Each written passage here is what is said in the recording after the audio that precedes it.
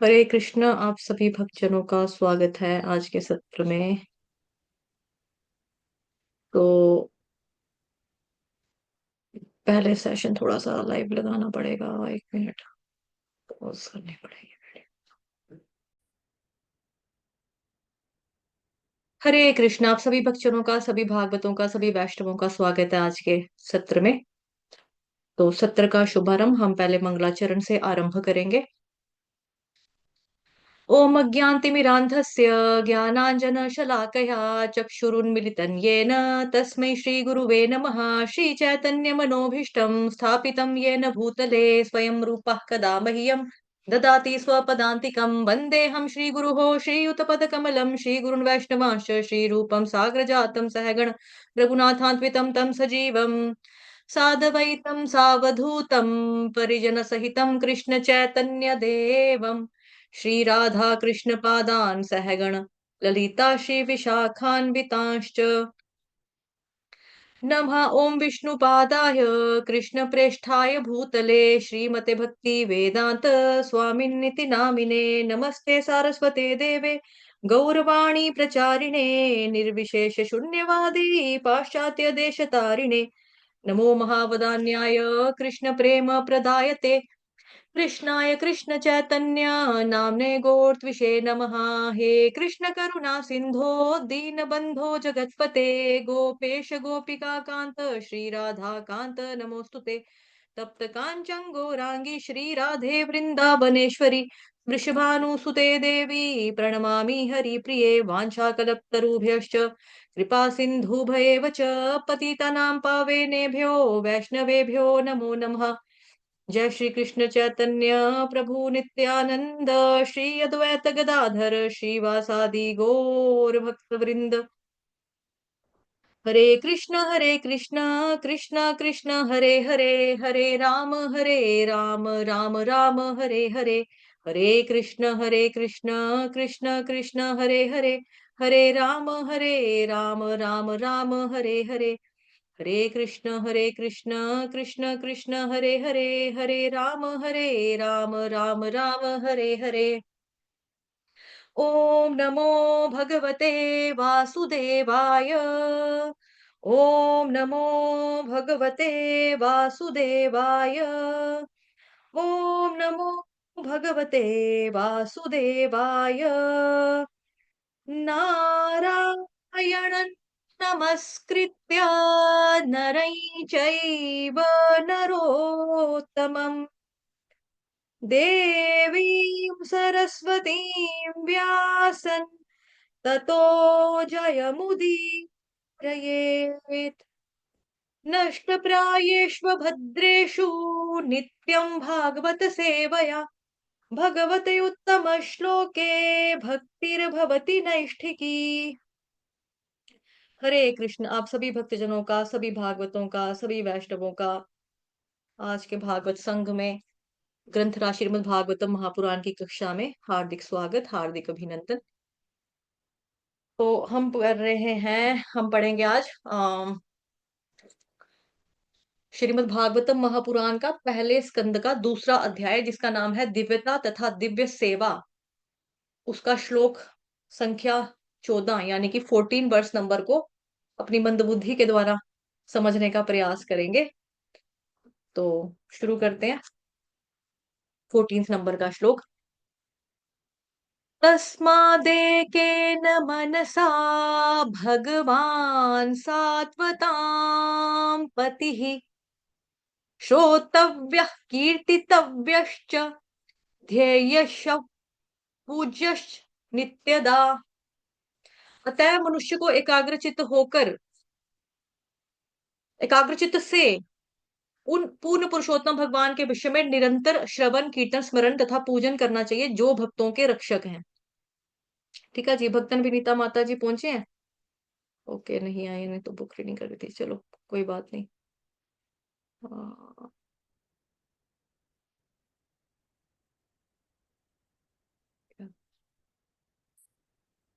Share तो चल रहा है ना, बस शेयर नहीं है स्क्रीन। हम्म। अच्छा अच्छा अच्छा। ठीक ठीक। इसमें एक्चुअली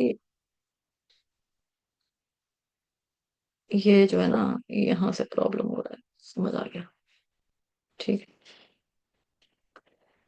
बताया मनुष्य को एकाग्रचित से उन पूर्ण पुरुषोत्तम भगवान के विषय में क्या करना चाहिए, श्रवण करना चाहिए, कीर्तन करना चाहिए, पूजन करना चाहिए, जो भक्तों के रक्षक है। तात्पर्य जगत गुरु शील प्रभुपाद द्वारा, शील प्रभुपाद की जाए। यदि परम सत्य का साक्षात्कार ही जीवन का चरम लक्ष्य है तो उसे इसे हर संभव साधन से अवश्य करना चाहिए। उपर्युक्त वर्णों तथा आश्रमों में से हर एक के गुणगान में श्रवण, स्मरण तथा पूजनम, ये चार विधियां सामान्य वृत्तियां हैं जो हमने कल चर्चा की थी। ठीक है, जो भी अभी तक चर्चा हो रही थी उसका कल निष्कर्ष था आधा, और आधा निष्कर्ष यहाँ पे कंप्लीट है। कि कल जो हमने श्लोक संख्या देखा था 13 नंबर का श्लोक कल पढ़ा था ना हमने, जिसमें वर्णाश्रम के बारे में चर्चा आई थी। वर्णाश्रम के बारे में, अतः पुंभिर द्विश्रेष्ठा वर्णाश्रम विभागशः स्वनुष्ठितस्य धर्मस्य संसिद्धिर हरितोषणम। कि क्या करना चाहिए, कल का सार क्या था, कल के श्लोक का निष्कर्ष ये था कि जो हमने कल समझा था इस श्लोक में, कि हम जिस भी धर्म के हैं, जिस भी जाति के हैं, यानी कि वर्ण आश्रम व्यवस्था जो भगवान ने की है ना, उसके बेसिस के ऊपर चाहे हम जिस मर्जी जिस धर्म के हैं, जाति के हैं, योनि के, शरीर के हैं, जिस मर्जी अवस्था में है, हमें अपने कर्तव्यों का पालन करते हुए जिस भी अवस्था में हम हैं उसी अवस्था में हमें क्या करना है, कृष्ण भगवान जी के प्रति समर्पण करना है। और अपने जीवन का सर्वोच्च लक्ष्य क्या है, यही हमारे जीवन का सर्वोच्च लक्ष्य है कि हम सब मिलकर श्री कृष्ण भगवान जी को प्रसन्न रखें। तो अगर देखें यहाँ पे लास्ट जो था ना, हमारा परम सिद्धि प्राप्त हो सकती है, लक्ष्य क्या है, लक्ष्य यही है, निष्कर्ष क्या है, भगवान कृष्ण को प्रसन्न करना। ये हमने कल पढ़ा था। उसके आगे जी यहाँ पर भी यही, यहाँ से अंत तक ही हुआ था कल, कि सर्वोच्च लक्ष्य क्या है, वर्ण आश्रम धर्म का चरम सिद्धि यही है कि हम सब मिलकर कृष्ण भगवान जी को प्रसन्न रखें। और वर्ण आश्रम के बारे में भगवान जी ने 4th चैप्टर भगवत गीता के 13th नंबर के श्लोक में बताया गया है।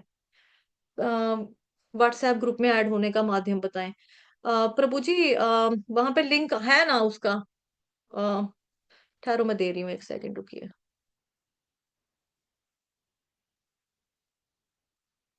एक मिनट एक मिनट।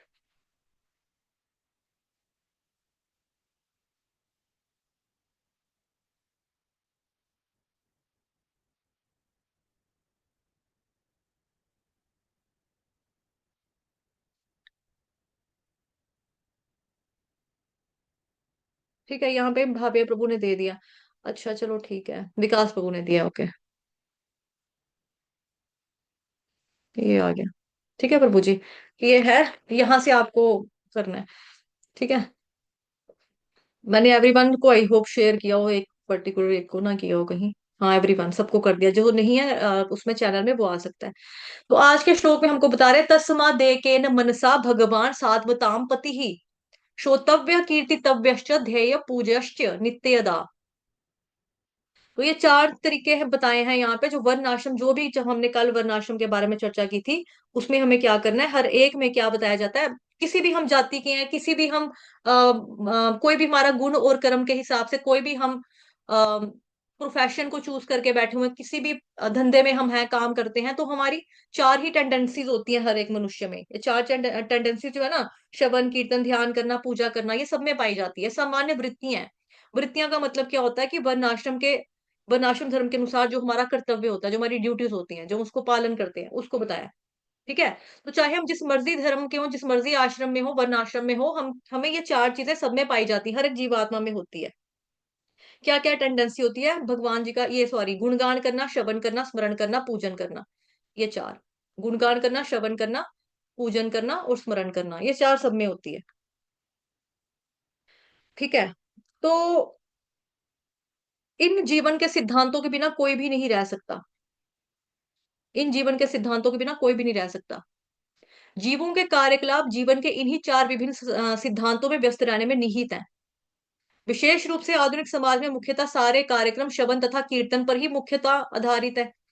कोई भी व्यक्ति, चाहे उसकी सामाजिक हैसियत कैसी भी क्यों ना हो, वह कुछ ही काल में विख्यात हो जाता है ना। तो जैसा कि हम देखते ही हैं आजकल कि विख्यात हो जाता है। चलो थोड़ा पढ़ लेते हैं, फिर बताती हूँ। कोई भी व्यक्ति चाहे उसकी सामाजिक हैसियत जैसी मर्जी ही क्यों ना हो, वो कुछ ही काल में विख्यात हो जाता है यदि दैनिक समाचार पत्र मतलब न्यूज़पेपर में अगर चाहे उसका गुणगान आ रहा हो, या फिर कोई न्यूज़पेपर में खबरें आ रही है, न्यूज़पेपर में तो चोरों डकैतों की भी खबरें आ जाती है ना, कि भाई इन लोगों ने देखो चोरी कर ली, इन लोगों ने देखो ऐसे खून कर दिया, उनकी भी खबरें आती हैं, तो वो लोग भी फेमस तो हो ही जाते हैं। जैसे अभी हो गया है, आ, वो बदनाम हुए हैं लेकिन मशहूर तो हो ही चुके हैं ना, मतलब जिसने मर्डर किया अपने पति का, साहिल के साथ मिलकर सौरभ को मारा, जो मेरठ की लड़की है, तो न्यूज़पेपर में, टीवी में, सोशल मीडिया में हर जगह छाए हुए हैं ये लोग, भले ही क्राइम किया है।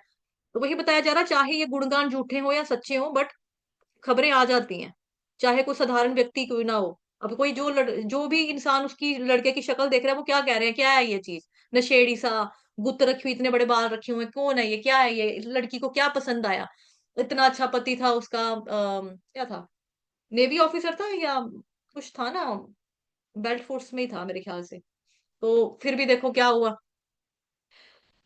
तो इधर जो जैसे यहाँ पे बताया जा रहा है, दैनिक समाचार पत्र में जो चीजें आती हैं, चाहे वो सच्ची हो झूठी हो, तो प्रभुपाद जी अपने समय से लिख रहे हैं ना, प्रभुपाद जी ने जब ये लिखा तो उनके समय में क्या था, अखबार न्यूज़पेपर वगैरह थे, आजकल भी है ऐसा नहीं है, लेकिन आजकल और भी बहुत कुछ है, जैसे सोशल एप्स हैं इतनी सारी हैं। तो अगर किसी को फेम चाहिए, किसी को नाम शोहरत चाहिए, पैसा भी आजकल मिल जाता है, आप अकाउंट बनाना है आपको, खाली एक सोशल वेबसाइट पे जाकर, या मतलब फेसबुक पे बनाओ, यूट्यूब पे बना लो, आपका रील जहां आती है, इंस्टाग्राम हो गया, ऐसी बड़ी सारी एप्स हैं। उधर क्या करनी है, वाईटी शॉर्ट्स डालो, यूट्यूब शॉर्ट्स डालो, अपना रील्स डालो, तो ये इंसान एकदम विख्यात हो जाता है। तो इसको जरूरत थोड़ा पड़ती है इतना करने की, है ना, तो जल्दी फेमस हो जाता है व्यक्ति। मतलब हम देखते हैं कितने वाहियात किस्म के लोग हरकतें कर रहे होते हैं, इंटरनेट पे रील्स बना रहे होते हैं, तो चल जाती है रील, चल जाती है। कोई चिल्ला रहा है, कोई नाच रहा है, ऐसी चल जाती है, कोई बिल्कुल बेकार डांस करेगा उसकी भी चलेगी, कोई बिल्कुल पतली पतली सुखी सुखी टांगे बाजू वाला होगा उसकी भी चलेगी, किसी के लंबे लंबे दांत बारह लोग उसको भी फेमस कर रहे हैं। हाँ, कर रहे हैं। चाहे ये गुणगान झूठे हो सच, कभी कभी किसी दल विशेष के राजनीतिक नेताओं का विज्ञापन समाचार पत्रों में प्रसारित होता है। अब यहाँ पे पॉलिटिक्स के बारे, पॉलिटिशियंस के बारे में बात आ रही है ना, कि उनके बारे में भी आता है। और ऐसे गुणगान की विधि से एक नगण्य व्यक्ति भी अल्प समय में महत्वपूर्ण बन जाता है। नगण्य व्यक्ति और नंगा व्यक्ति जो होगा वो भी जल्दी जल्दी जो होगा महत्वपूर्ण बन जाएगा। और सच्ची बात है ना, ये आजकल हो रहा है, हम देखते हैं। कच्चा बादाम सुन, कच्चा बादाम लड़की कितनी मशहूर हुई, क्या किया था उसने, है ना।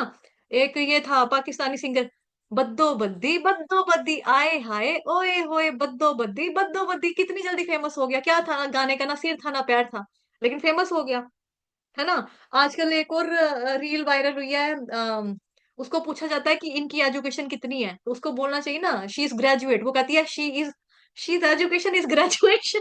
क्या बोलती है, शी इज एजुकेशन इज, कुछ बोलती है ना, शी इज एजुकेशन ऐसा बोलती है। तो उसके ऊपर भारती जो कॉमेडियन है उसने तक ने वीडियो बना ली, उसने भी रील बनाई है उनकी रियल ऑडियो के ऊपर, ओरिजिनल ऑडियो के ऊपर।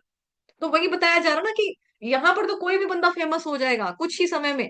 पहले तो खाली न्यूज़पेपर होता था, रेडियो माध्यम होता था, टीवी टेलीविजन माध्यम होता था, किसी का इंटरव्यू आता था तो दिन मशहूरियां चलती थी, फलानी डेट के ऊपर टीवी का याद रखना, यहाँ पे खोल के बैठना चैनल को, यहाँ पे आ जाएगा। चैनल कितने होते थे, तो एक वही दूरदर्शन चैनल होता था, है ना। और इंडिया पाकिस्तान के भी दो तीन चैनल होते थे। हमें याद है कि जब मैं छोटी थी, जो मैंने अपनी होश में टेलीविजन देखा है ना, वो मैंने कलर टेलीविजन ही देखा है। लेकिन उसमें जो पापा का रिमोट कंट्रोल था वो 12 चैनल वाला होता था, उसमें 12 चैनल में भी 8-9 चैनल ही आते थे। तो अभी हमारे पास इतने सारे चैनल हैं, टीवी मतलब केबल आ गया, केबल में इतने सारे चैनल हैं। और इतने सारे चैनल होने के बाद भी हमने क्या किया, नेटफ्लिक्स वो भी कम पड़ रहा है। मतलब कि 500 से ऊपर चैनल, 1000-2000 से ऊपर चैनल है टीवी वालों के पास, ये डिश एंटीना जिनके होते हैं, ये सब डिश वगैरह, है ना, क्या बोलते हैं इनको, एयरटेल डिश वगैरह, है ना। इतने सारे इनके पास है, उसके बाद भी लोगों ने नेटफ्लिक्स भी लिया है, ZEE5 भी लिया है, अमेजॉन प्राइम, सोनी लाइव, जी, सब कुछ रखा है, सब कुछ रखा है, उनको अभी भी कम पड़ रहा है। तो आजकल फेमस होना जो है वो कोई बहुत बड़ी बात नहीं है, इंसान फटाफट ही फेमस हो जाएगा, जल्दी फेमस हो जाता है। तो किंतु अयोग्य व्यक्ति क्या कर रहा है, कि ऐसे झूठे प्रचार प्रसार से अब हम लोग क्या करते हैं, उनकी रील को हम शेयर मारते हैं बिंदास, मतलब चाहे खज्जल खराबी वाली रील ही क्यों नहीं है, कच्चा बादाम आए हाय अद्दो हो बद्दो बद्दी, हम लोग क्या करते हैं, उसको आगे पीछे शेयर कर करके यहाँ घुमा घुमा के उनको फेमस कर रहे हैं। तो ऐसे लोगों के देखने से क्या होगा, हमारा भला नहीं होने वाला, ना हमारा भला होगा ना ही समाज का भला होगा।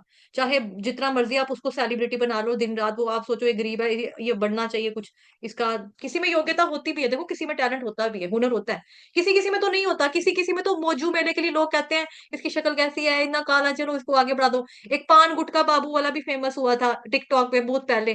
वो क्या करता था, बस पान मुंह में भरकर और हिलता रहता था, वीडियो बनाता रहता था, मतलब ऐसा हो गया। लेकिन ऐसे लोगों को देखकर, सुनकर, शेयर कर कर, उनके बारे में बातचीत कर कर हमारा कोई भी भला नहीं होने वाला, ना ही हमारी आत्मा संतुष्ट होने वाली है कभी भी। और इसका जो प्रभाव होता है, भले ही आपको थोड़े से टाइम के लिए, मौजू मेले के लिए आपको हंसी आ जाएगी, जैसे बद्दो बद्दी का गाना है ना, थोड़ी सी हंसी आ जाए, किसी ने जोक मारा, क्या आदमी है, क्या है ये गंजा सा टींडा सा, लड़की देखो इसके साथ नाच रही है इतनी सुंदर सी, है ना। अपने मन में हम थोड़ा सा ऐसा विचार लाके थोड़ा सा हंस सकते हैं, थोड़ी देर के लिए एंटरटेनमेंट हो सकती है। लेकिन कोई सोचे कि हमारा हृदय परिवर्तन हो जाएगा, शुद्ध हो जाएगा इनको देखकर, इनको सुनकर, वो नहीं होने वाला। और आपको लगेगा कि हाँ आत्मा प्रसन्न हुई, थोड़ी देर के लिए होगी, टेम्पररी, है ना, स्थायी नहीं होता, ये लिखा है यहाँ पे, स्थायी नहीं होता है, टेम्पररी है। तो ऐसा क्या हो गया, ऐसा जो कार्य हम करें वो अपव्यय है, टाइम वेस्टेज ऑफ टाइम है। Time is precious, time is money.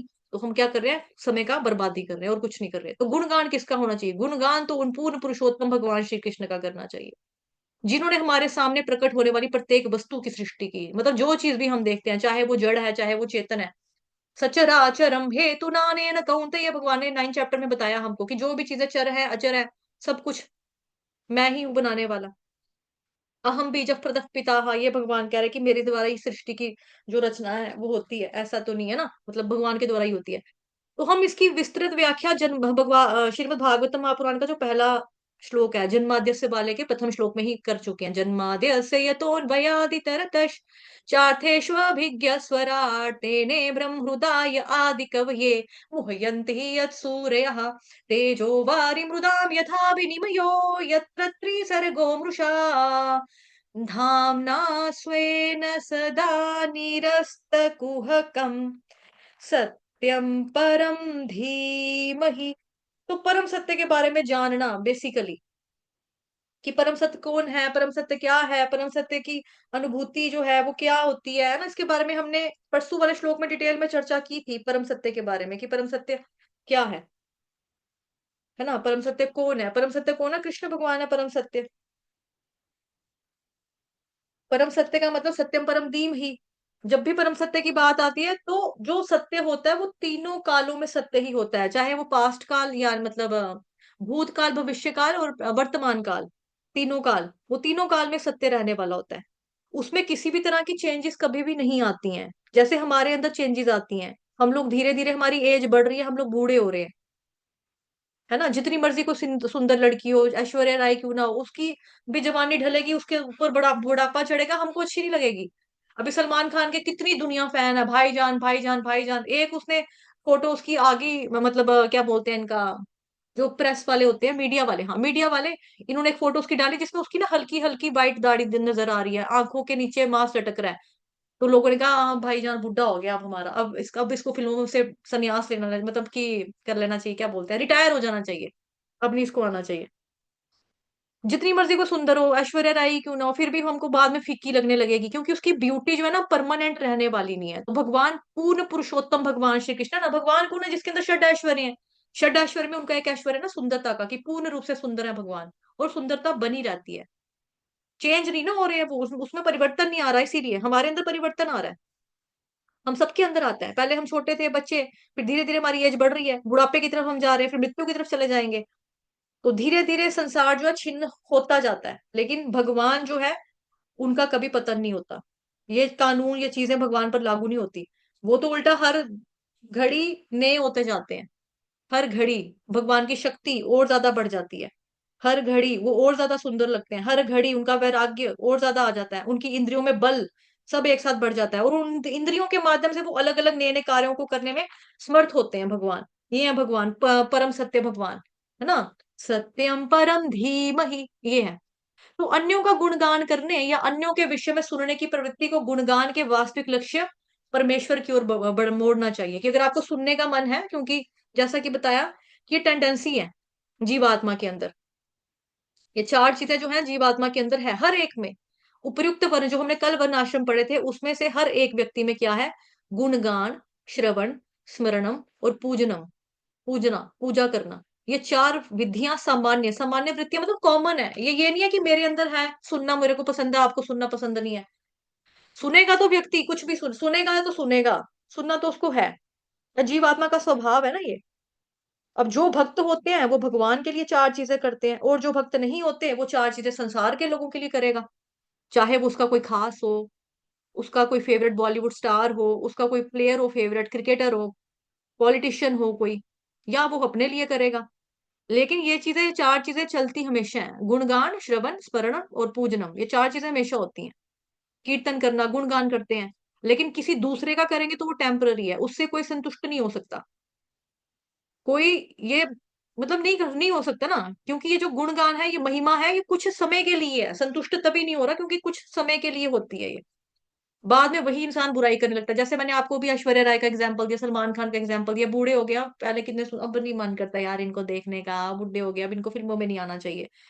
अगर कोई बोले ये विश्व सुंदरी है ना, वो सुंदरी है, ब्रह्मांड में सुंदरी यही है, तो उसको बोलना चाहिए कि हाँ थोड़े टाइम रुक रुक जाओ।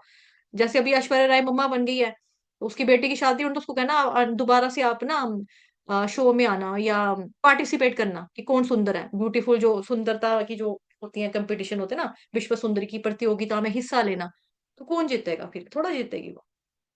लेकिन भगवान के केस में ऐसा नहीं है। तो ये चार चीजें बताई हैं जो ये टेंडेंसी है किसी के बारे में श्रवण करना, कीर्तन करना, ध्यान करना, पूजा करना। ये ओरिजिनल टेंडेंसी जीवात्मा की भगवान के लिए है, भगवान कृष्ण के प्रति है। लेकिन जब जीवात्मा भगवान जी को छोड़ के लोगों के लिए करता है तो उसको कोई भी लाभ नहीं होता, कोई फायदा नहीं होता। तो इन चारों को हमें भगवान जी के लिए ही करना चाहिए। तो चलिए शुरू करते हैं आज का चर्चा। तस्मादेकेन मनसा भगवान सात्वताम पतिः। तस्मादेकेन का मतलब हुआ रिजल्ट, निष्कर्ष, कंक्लूजन, निर्णय क्या है।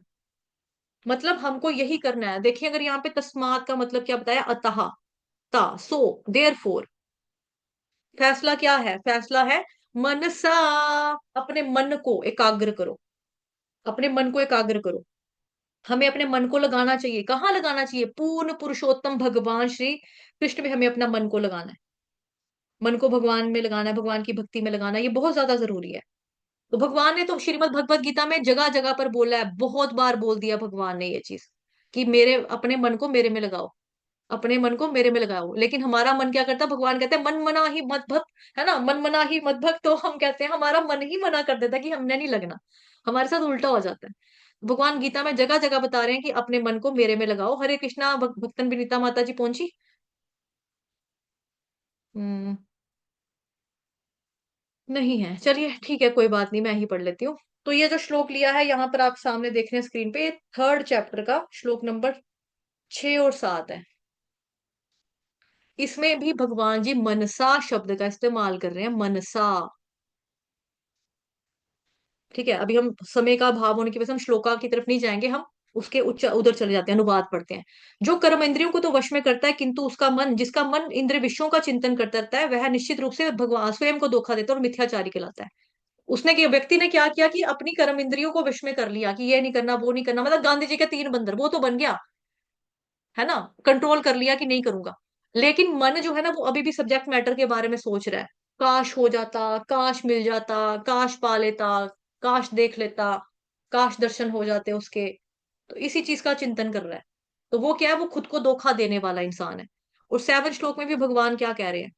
मनस मनसस्तु परा बुद्धिर्यो बुद्धे परतस्तु सहा। ये कर्म इंद्रियां क्या है? जड़ पदार्थ से श्रेष्ठ हैं। जो कर्म इंद्रियां ना, वो जड़ पदार्थ से ऊपर है।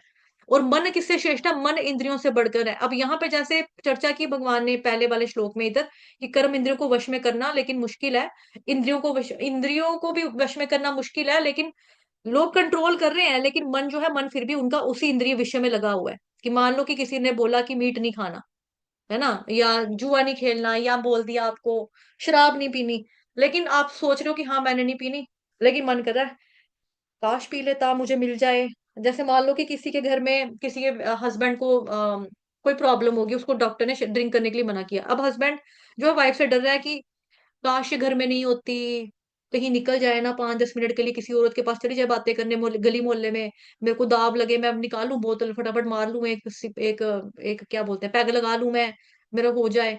भले ही उसने वश में किया हुआ, कंट्रोल किया है अपनी वाइफ के डर की वजह से, वो नहीं करा कि डांटेगी, गुस्सा करेगी, डॉक्टर को कंप्लेन करेगी, मम्मा पापा को सुनाएगी, लेकिन अंदर से उसका मन जो है वो उन्हीं इंद्रिय विषयों का चिंतन कर रहा है ना। तो हमें कंट्रोल करने से बेटर क्या है, अपनी मन को हमें क्या करना चाहिए, भगवान जी की इंद्रियों की सेवा करने में लगा देना चाहिए। भगवान सभी की इंद्रियों के स्वामी ना। सर्वोपाधि विनिर्मुक्तम तत्परत्वेन निर्मलम ऋषिकेण ऋषिकेश सेवनम भक्तिरुच्यते। तो हमें ऐसे करके हम अपनी इंद्रियों को कंट्रोल कर सकते हैं, उसको एक डायरेक्शन दे सकता है कि यहाँ पर भगवान जी में लग, मत देखो आंखें, गंदा मत देखो, भगवान जी को देखो। अब ये तो नहीं ना गांधी का 3 बंदर नहीं बनना, बुरा मत देखो, बुरा मत बोलो, बुरा मत सुनो। अब बोलो भी, सुनो भी, देखो भी, लेकिन देखो किसको, भगवान को देखो, सुनो किसको, भगवान जी की कथा सुनो। बोलो क्या, भगवान जी के गुणों के बारे में चर्चा करो, जैसे कीर्ति के बारे में बताया जा रहा है आज हम जो पढ़ने वाले हैं इस श्लोक में। उसके बाद भगवान जी ने, जो अर्जुन है भगवान जी को बोल रहा है छठे अध्याय के 34 नंबर के श्लोक में, चंचल ही मना कृष्णा, मेरा मन जो है बड़ा चंचल है। वायु रिव सुदुष्कर्म की, मैं वायु को कंट्रोल कर सकता हूँ, वायु की डायरेक्शन को बदल सकता हूँ, यहां से चला के वहां पे मोड़ लूंगा हवा को, लेकिन मन को कंट्रोल में करना बड़ा मुश्किल है। चंचल ही मना कृष्णा। तो भगवान जी क्या उत्तर दे रहे हैं कि तुम कर सकते हो, कर सकते हो तुम अर्जुन, ये चीज ऐसा नहीं है कि नहीं कर सकते, तुम्हें क्या करना है, अभ्यास करना है।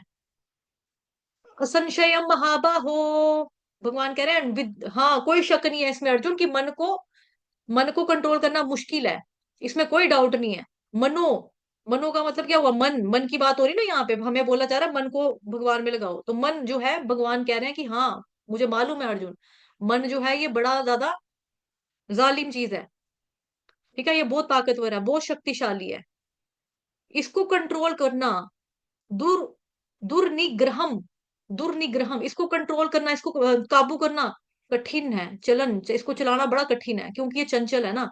लेकिन फिर भी तुम कर सकते हो, कैसे कर सकते हो, अभ्यास योगेन तु कौन्तेय वैराग्येन च गृह्यते। तुम अभ्यास करो, प्रैक्टिस करोगे तो हो जाएगा, साथ ही क्या चाहिए तुमको, वैराग्य चाहिए। एक तो प्रैक्टिस चाहिए, दूसरा तुमको चाहिए वैराग्य।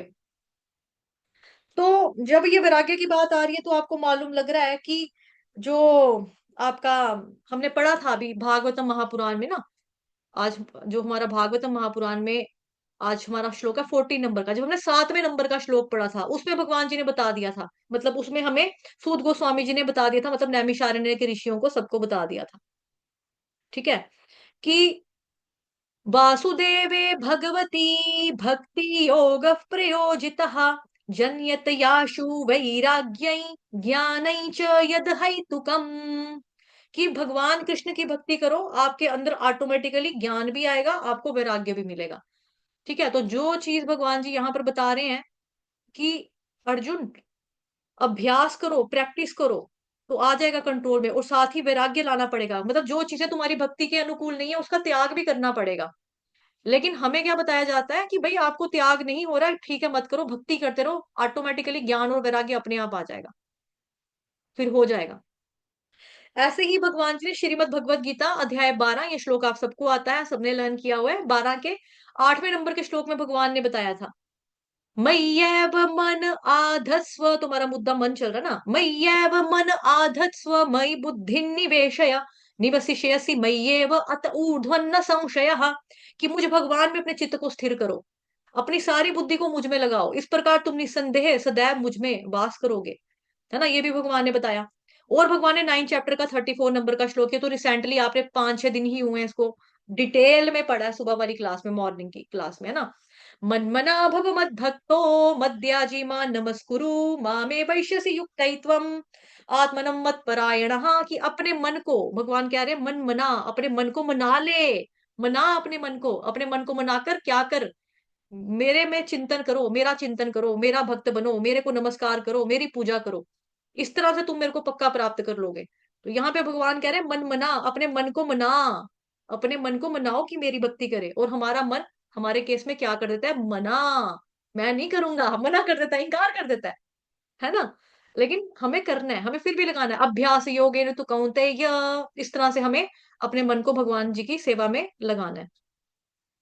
ठीक है, तो ये हुआ हमारा कि तस्मा दे के न मनसा, अतः अपने मन को भगवान जी में लगाओ। अब भगवान कौन है? भगवान वो है जिसके अंदर षड ऐश्वर्य पाए जाते हैं, जो कि भगवान जी के अंदर छह ऐश्वर्य, षड ऐश्वर्य पाए जाते हैं। कौन बताएगा जो षड ऐश्वर्य है वो कौन बताएगा कि कौन कौन से हैं? नाम बताइए। हरि बोल। प्लीज आप लोग अपना अपना कैम ऑन कर लीजिए, ताकि थोड़ा सा मैं देख सकूं आप लोग श्रवण कर रहे हैं, सो गए हैं या टीवी तो लगा के मैच का कोई स्कोर तो नहीं लगा हुआ देखने। हरि बोल। धन्यवाद आप सभी भक्तजनों का। प्लीज हरि बोल अपना कैम ऑन कर लीजिए। और आप में से प्रश्न का उत्तर कौन देना चाहेगा? भगवान कौन है? और भगवान जी के छह ऐश्वर्यों के बारे में कौन बताना चाहेगा कि भगवान जी के छह ऐश्वर्य क्या हैं? कौन बताना चाहेगा? प्लीज बताइए। नीलम कुमारी माता जी, माय फेवरेट माता जी जी, हमेशा कोशिश करती हैं। जी माता जी बताइए, हरि बोल। हरे कृष्ण माता जी। पंचांग प्रणाम। हरे कृष्ण माता जी, आ, पंचांग प्रणाम। माता जी, षड ऐश्वर्य में संपूर्ण सौंदर्य, संपूर्ण तीस- अ, संपूर्ण क्या- इट्स ओके, इट्स ओके, थोड़ा सा कोशिश कीजिए, आ जाएगा।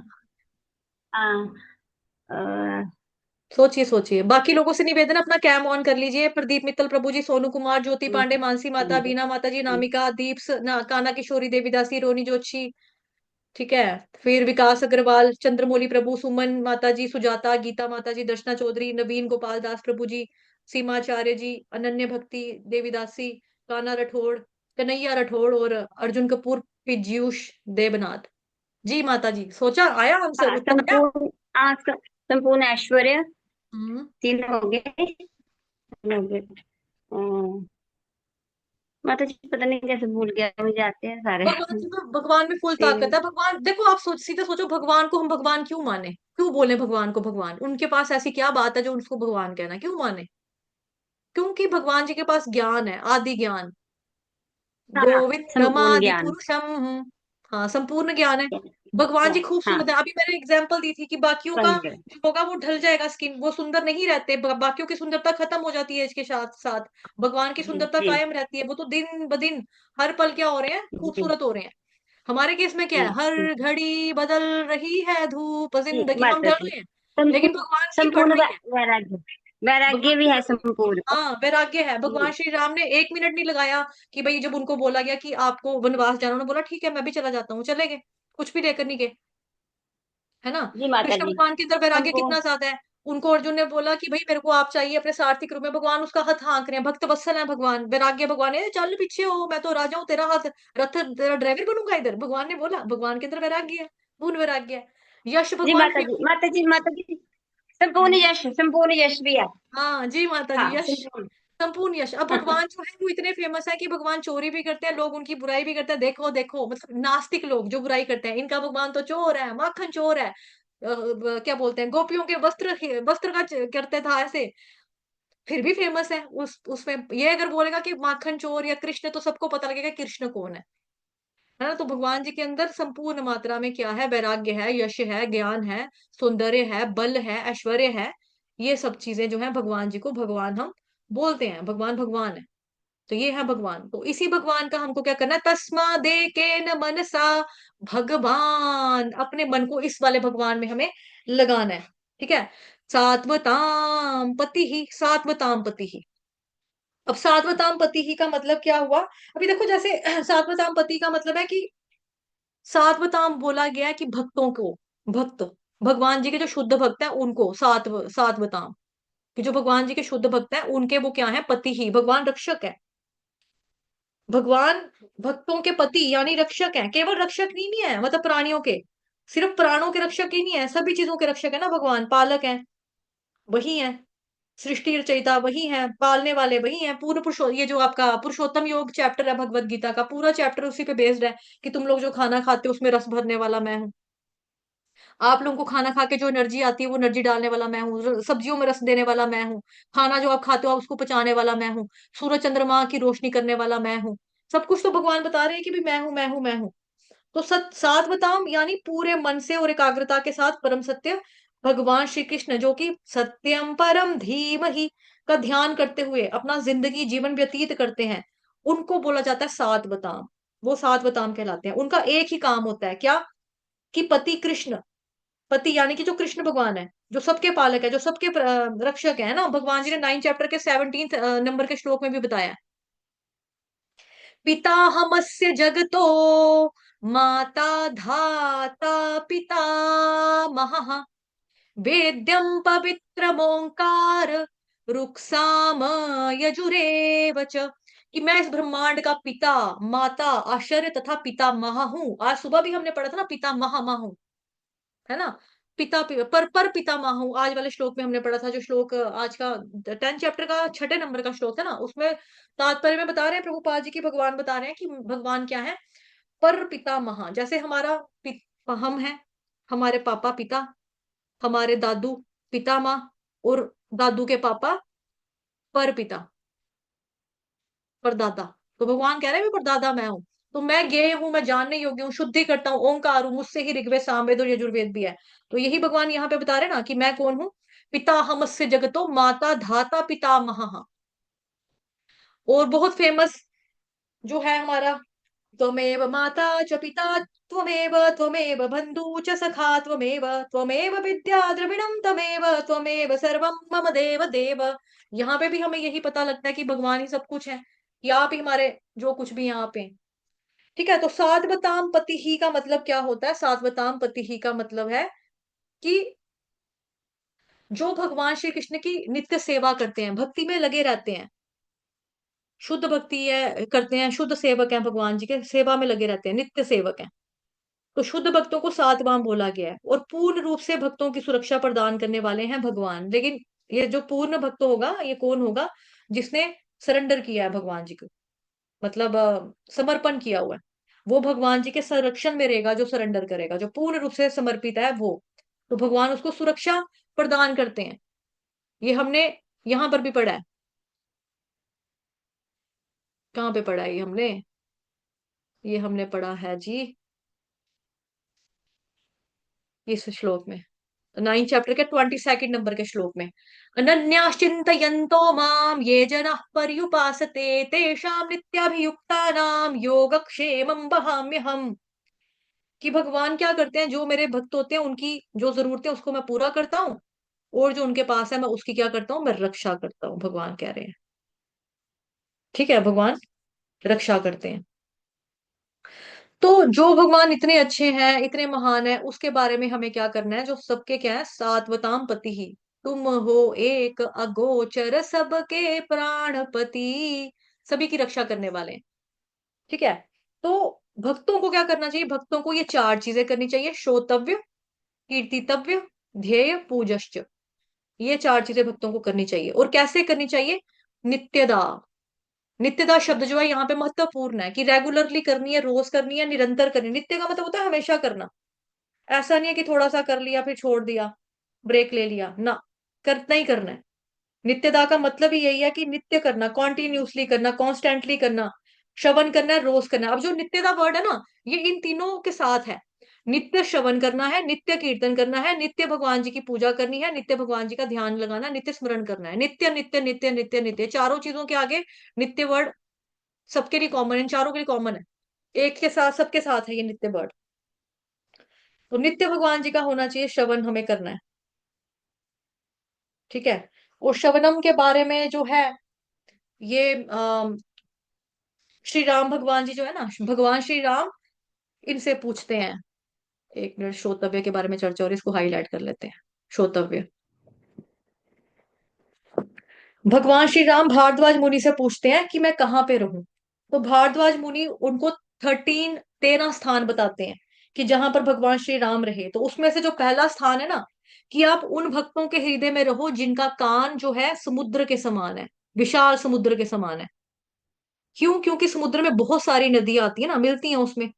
समुद्र के अंदर सारी नदियां आ रही हैं, लेकिन समुद्र कभी डूबता नहीं है, कभी ये नहीं कहता है गंगा तू भी आ गई है, जमुना तू भी आ गई है, सरस्वती तू भी आ गई है, मैं तो ओवरलोड ओवरफ्लो हो जाऊंगा, मैं तो भर भर गया पूरा, भागो क्या कर रही हो यहाँ पे, मुझे डुबोगी क्या? वो कभी ये नहीं कहता,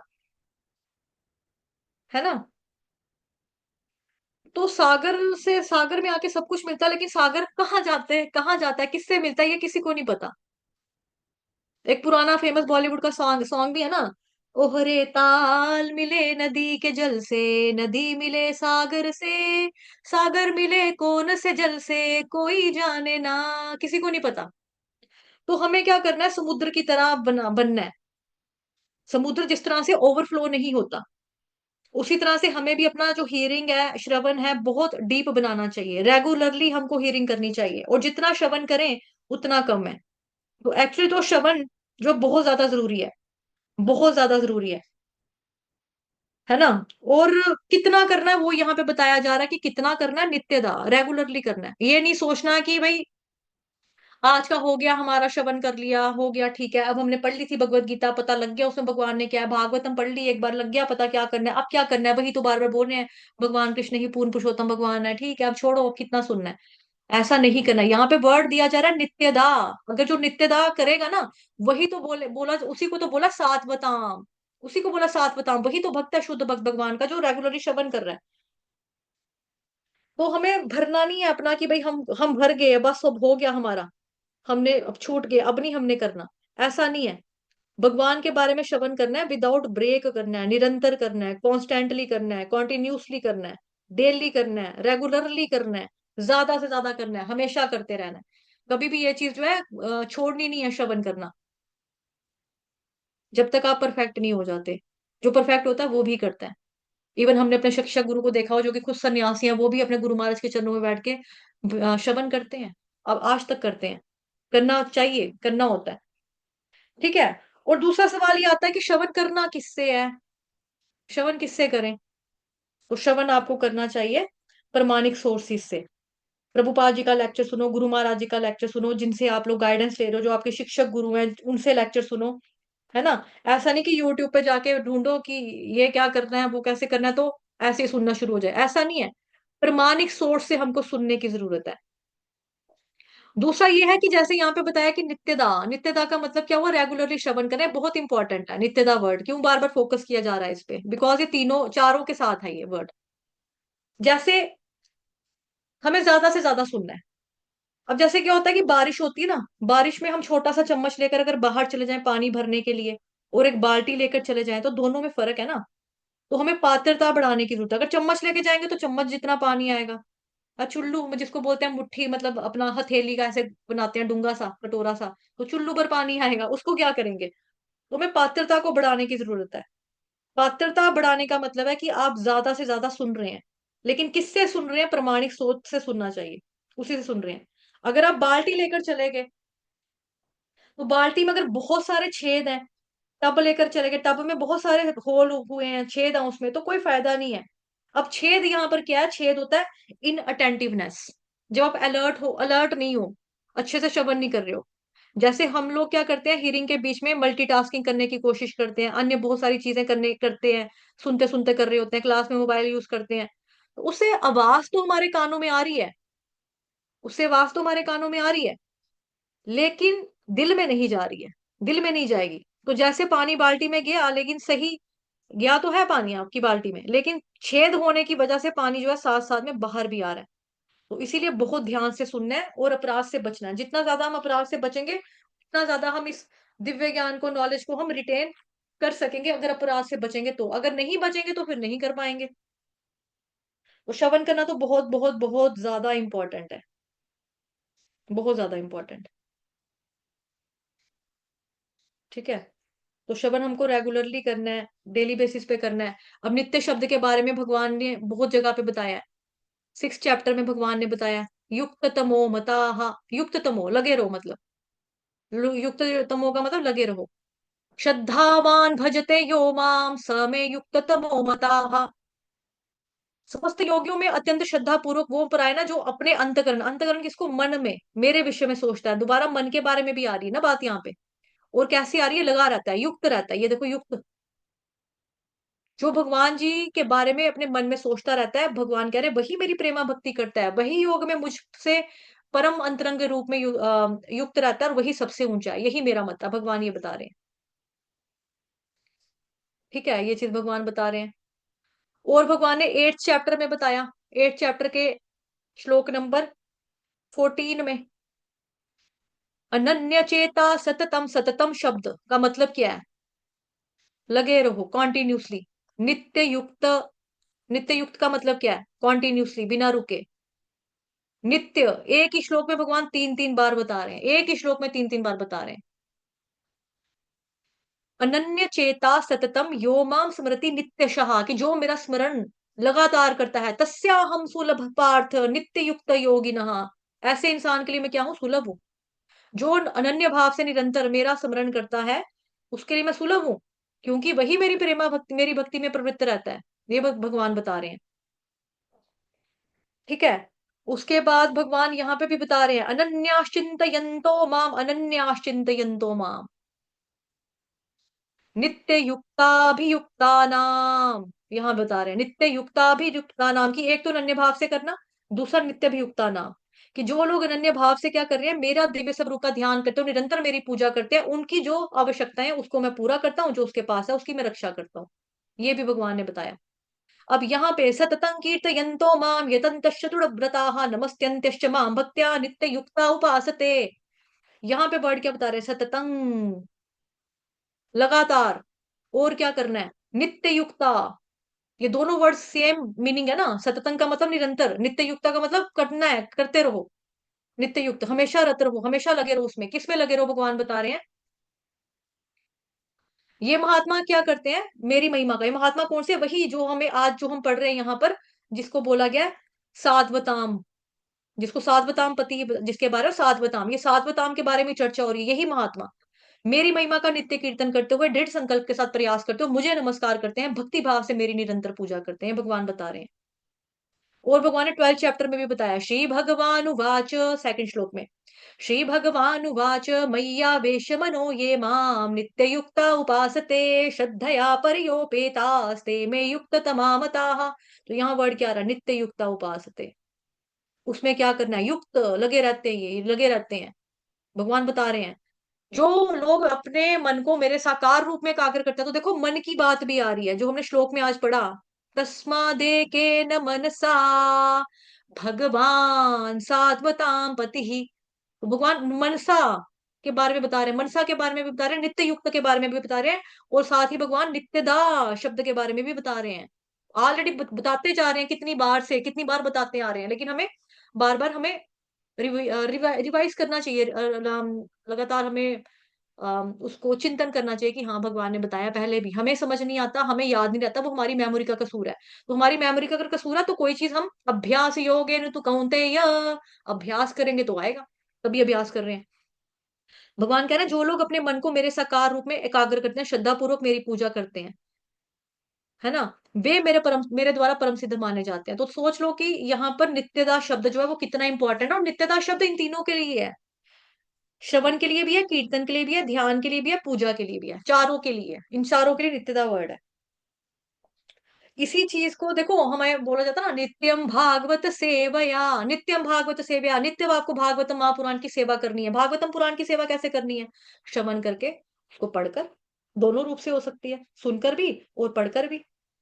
आत्मसात करके भी, जब आप उसको पढ़ रहे हो, आप उसको अपने करेक्टर में, चरित्र में उसको ढालो, अपनी जिंदगी में ढालो, अप्लाई करो अपनी पर्सनल लाइफ में, तो हो जाएगा। दूसरों को उसका प्रचार करो, तो वो भी हो जाएगा नित्यम भागवतम सेवया। इसी चीज को चैतन्य महाप्रभु हमें शिक्षाष्टकम के 3rd नंबर के श्लोक में बताते हैं। कीर्तनीय सदा हरि। कौन सुनाएगा? थर्ड, जो आपका है, क्या बोलते हैं, 3rd श्लोक चैतन्य महाप्रभु का जो शिक्षाष्टकम है ना, कौन सुनाएगा? हरि बोल। अपना अपना कैम ऑन कीजिए। आप लोग बोर हो रहे हो? आपको लेक्चर अच्छा नहीं लग रहा है? मजा नहीं आ रहा आज पढ़ने का? मुंह लटके हुए हैं या क्या है? मतलब कुछ और क्रियाएं कर रहे हैं, मजा नहीं आ रहा सुनने का? कौन बताएगा मेरे को ये वाला श्लोक? कीर्तनीय सदा हरि, तृणादपि सुनीचेन तरोरपि सहिष्णुना, अमानिना मानदेन कीर्तनीय सदा हरि। बड़ी लेट किया माता जी आपने हैंड रेस करने में। अब क्या फायदा, जब चिड़िया चुग गई खेत। मैंने खुद ही गा दिया, आपने तो गाया नहीं। ठीक है। तो यही चीज है, सुनना बहुत ज्यादा जरूरी है। राजा पृथु जो थे, पृथु महाराज, वो बोल रहे थे, भगवान को बोलते हैं कि भगवान आपने मेरे को 2 कान क्यों दिए? मेरे को तो 10,000 कान देने चाहिए थे आपको। मेरे को प्लीज 10,000 कान दे दो, ताकि मैं आपकी कथाओं का, लीलाओं का श्रवण कर सकूं। मैं सुनना चाहता हूँ भगवान। वो सुनने के बारे में बता रहे हैं कि भगवान जी मैं सुनना चाहता हूँ, प्लीज मेरे को दो आप कान। भगवान देते भी हैं फिर, है ना। जो नवधा भक्ति है, प्रहलाद महाराज ने बताया श्रीमद् भागवतम महापुराण के 7वें कैंटो का, 7वें स्कंद में 5वें अध्याय के 23rd नंबर का जो श्लोक है, जो कि बहुत फेमस है। श्रवणम कीर्तनम विष्णु स्मरणम पाद सेवनम अर्चनम वंदनम दास्यम सख्यम आत्मनिवेदनम। इसमें सबसे पहले क्या है, नवधा भक्ति में श्रवण सबसे पहले आता है। सबसे पहले आता है श्रवण। तो श्रवण करना तो बहुत जरूरी है। और जो नेक्टर ऑफ डिवोशन है, जो हमने पढ़ा, मतलब भक्ति रसावली सिंधु ग्रंथ, उसमें श्रीला रूप गोस्वामी भक्ति के उन्होंने 64 अंग बताए हैं। तो नवधा भक्ति में सबसे इंपॉर्टेंट श्रवण बताया, तो उन्होंने भी 64 अंगों में से श्रवणम को सबसे इंपॉर्टेंट बताया। नवधा भक्ति को इंपॉर्टेंस दिया, पर नवधा भक्ति में सबसे ज्यादा पहले महत्वपूर्ण क्या है, श्रवणम करना। श्रवण करना बहुत इंपॉर्टेंट है। परीक्षित महाराज को देखो, लगातार श्रीमद् भागवतम सुन रहे हैं, रात दिन, 7 दिन तक लगातार। अर्जुन को देखो, भगवान कृष्ण ने भगवत गीता का ज्ञान अर्जुन को 45 मिनट तक लगातार दिया, वो उसने सुना, पूरा श्रवण किया अर्जुन ने। प्रभुपाद जी को देखो, प्रभुपाद जी के जो गुरु महाराज है, श्रीला भक्ति सिद्धांत सरस्वती ठाकुर जी महाराज, वो कहा करते थे प्रभुपाद जी का मतलब अभय बोलते थे ना, कि अभय बहुत अच्छे से ध्यान पूर्वक सुनता है, प्रवचन को, लेक्चर को बहुत अच्छे से सुनता है, एकाग्रता के साथ मन चित्त लगाकर सुनते हैं, कंप्लीट क्लास अटेंड करते हैं। ऐसा नहीं कि बीच में उठ के चला जाता है आगे पीछे ना, पूरा। क्योंकि श्रीला भक्ति सिद्धांत सरस्वती ठाकुर महाराज की ना 4-5 घंटे घंटे तक भी लेक्चर चलते रहते थे। और प्रभुपाद जी ग्रस्त थे, ग्रस्त होने के बावजूद भी वो बैठे रहते थे, 5-5 6-6 घंटे लगातार वो श्रवण करते थे, और बहुत ध्यान से करते थे। और श्री भक्ति सिद्धांत सरस्वती ठाकुर महाराज कहते थे कि क्योंकि प्रभुपाद जी ने बहुत अच्छे से श्रवण किया ना, ये देखना बहुत अच्छे महान प्रचारक बनेंगे। और वही हुआ, प्रभुपाद जी का प्रचार अभी तक चल रहा है। ऐसा कैसे पॉसिबल हुआ, बिकॉज उन्होंने ध्यान पूर्वक श्रवण किया, तभी पॉसिबल हुआ। अच्छे से सुनना इज वेरी इंपॉर्टेंट। श्रवण करना, ध्यान से सुना तभी इतना कर पाए ना। और श्रवण कहाँ से करना है, प्रमाणिक गुरु से ही हमको श्रवण करना है, अपनी मर्जी से श्रवण नहीं करना। कि जो कथा तो करते हैं, पर किसी को हम पूछें कि आपके गुरु कौन है, हमारा गुरु कोई नहीं है, हम अपने गुरु खुद ही हैं, हमारा गुरु कोई नहीं है। या फिर वो चार प्रमाणिक संप्रदायों के उसमें अंडर नहीं आते, चार प्रमाणिक संप्रदाय जो है, उसमें भी आना बड़ा जरूरी है। तो हमें श्रवण अगर करना है तो उन्हीं से करना चाहिए, जो कि हमारी परंपरा से आते हैं। एक तो अपनी परंपरा से आते हैं, या फिर चलो किसी तो प्रमाणिक परंपरा से आ रहे हो, ठीक है, उनसे श्रवण करना चाहिए। और जिसने खुद गुरु धारण किए हो, मतलब प्रमाणिक संप्रदाय में गुरु जो है वो धारण किया हो, उनसे सुनना चाहिए हमें। तो यही चीज जो है ये यहाँ पे बताई जा रही है। मैं 1 मिनट निकाल रही हूँ, निकाला हुआ एक्चुअली, वो शेयर ही करना है। स्क्रीन चेंज होगी। श्रीमद् भागवतम महापुराण का 9th कैंटो 4th नंबर का चैप्टर 21st नंबर का जो श्लोक है, वहां पर प्रभुपाद जी ने तात्पर्य में रेफरेंस दिया हुआ है इस श्लोक का, ठीक है। षट्कर्म निपुणो विप्रो मंत्र तंत्र विशारदः अवैष्णवो गुरुर्ना स्यात् वैष्णव स्वपाको गुरुहु, स्वपाको गुरुहु। अभी यहाँ पर क्या मतलब है कि सारे मंत्र में, सारे तंत्रों में जो एक्सपर्ट है, एक्सपर्ट भी है ना, विप्रो जो एक्सपर्ट है, निपुण है, लेकिन अगर उसने किसी प्रमाणिक गुरु का आश्रय नहीं लिया है, सरेंडर नहीं किया है अपने गुरु के प्रति, प्रमाणिक गुरु के प्रति, तो वो अवैष्णव है, वो गुरु बनने के योग्य नहीं है। और दूसरी तरफ क्या बताया जा रहा है, वैष्णवा स्वपाका स्वपाको गुरु हूँ, स्वपाको गुरु हूँ। यानी कि अगर कोई कुत्ता भी खाने वाला है, कुत्ता खाने वाले कुल में पैदा हुआ है, चंडाल जाति में पैदा हुआ है, लेकिन उसने प्रमाणिक गुरु की शरण में जाकर श्रवण किया है, अपने आचरण को ठीक किया है, शुद्ध किया, सुधार किया है, और वो भक्त बन गया है, तो वो गुरु बनने के लायक है। भले ही वो चंडाल कुल से क्यों ना जन्मा व्यक्ति हो, वो बन सकता है, वो कर सकता है, उसमें कैपेबिलिटी है, उसमें योग्यता है, वो करेगा, वो कर सकता है, ठीक है। साथ ही आपका यहां पर बताया जा रहा है कीर्ति तव्यश्च। अब जिस व्यक्ति ने अच्छे से श्रवण किया ना, जैसे हमने बताया नवधा भक्ति में, नवधा भक्ति में श्रवणम कीर्तनम, पहले श्रवण आता है उसके बाद कीर्तन आता है। तो जो व्यक्ति अच्छे से सुनेगा, जिसने अच्छे से श्रवण किया, वही व्यक्ति कीर्तन भी कर सकता है। तो ये एक दूसरे पे डिपेंड चीज है। सबसे पहले तो श्रवण करना इंपॉर्टेंट है, बिना श्रवण के कीर्तन नहीं हो सकता। अब कीर्तन का मतलब क्या होता है, कीर्तन का मतलब होता है गुणगान करना।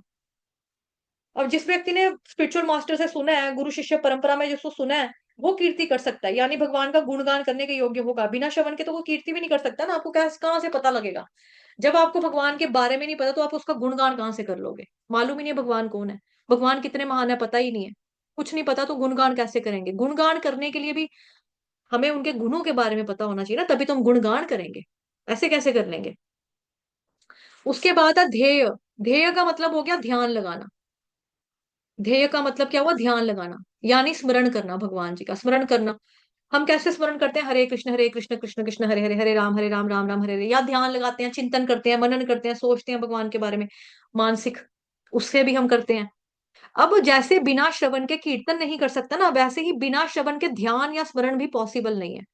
जब तक व्यक्ति सुनेगा नहीं भगवान के बारे में, उनकी महानता के बारे में, तो स्मरण या माला जप कैसे कर सकता है? हमें ध्यान भी उसी का आता है ना जिसमें कोई गुण हो, क्वालिटी हो।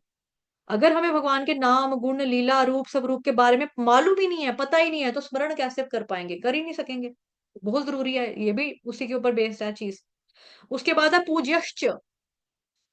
पूजश्च, पूजा भी हम तभी कर पाएंगे ना जब नाम को, गुण को, लीला को, रूप को, स्वरूप को जानते होंगे, कुछ पता होगा हमें। भगवान पूजा के योग्य हैं, पूजनीय है भगवान, सिर्फ वही है पूजा के काबिल, पूजा के योग्य। तो पूजा भी हम तभी कर सकते हैं ना जब हम उन्हें जानते हो। तो बाकी तीन चीजें जो हैं वो सारी की सारी, मतलब कि कीर्ति, ध्येय, पूजा, ये तीनों चीजें जो हैं वो आपकी डिपेंड करती है श्रवणम के ऊपर, श्रवण के ऊपर ही निर्भर करती हैं। क्योंकि सुनने से ही प्रीति होती है हमारी भगवान के प्रति, सेवा करने का मन करता है हमारा भगवान का, जब हम उनके बारे में सुनते हैं, नाम लेने का मन करता है हमारा उनका। यश, गुण, कीर्ति, गुणगान भी श्रवण पर ही डिपेंड करता है, और पूजा भी। ऐसे नहीं हो पाएगा। ठीक है, तो ये है आज का हमारा श्लोक, जिसका निष्कर्ष क्या है? निष्कर्ष यही है कि परम सत्य जो भगवान है, उन्हीं के बारे में हमें श्रवण करना है, उन्हीं का हमें कीर्तन करना है, उन्हीं की हमें पूजा करनी है, उन्हीं का हमें स्मरण करना है।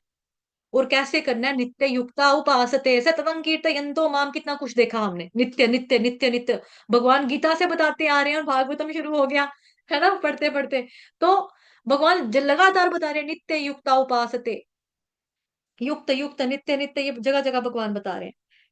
तो वही है, हर जीवात्मा का स्वभाव क्या है कि ये चार चीजें करना, ये चार चीजें करना जीवात्मा का स्वभाव है। गुणगान करना, श्रवण करना, स्मरण करना, पूजा करना। अगर हम भगवान को छोड़ के बाकी किसी और की करेंगे तो हम कभी भी संतुष्ट नहीं होंगे, ना ही हम कभी हैप्पी रहेंगे। थोड़े से समय के लिए हमें प्रसन्नता हो सकती है, बट वो टेम्पररी प्रसन्नता है, परमानेंट प्रसन्नता नहीं है। ठीक है, तो हमें परमानेंट हैप्पीनेस चाहिए ना। तो परमानेंट हैप्पीनेस के लिए हमें क्या करना है?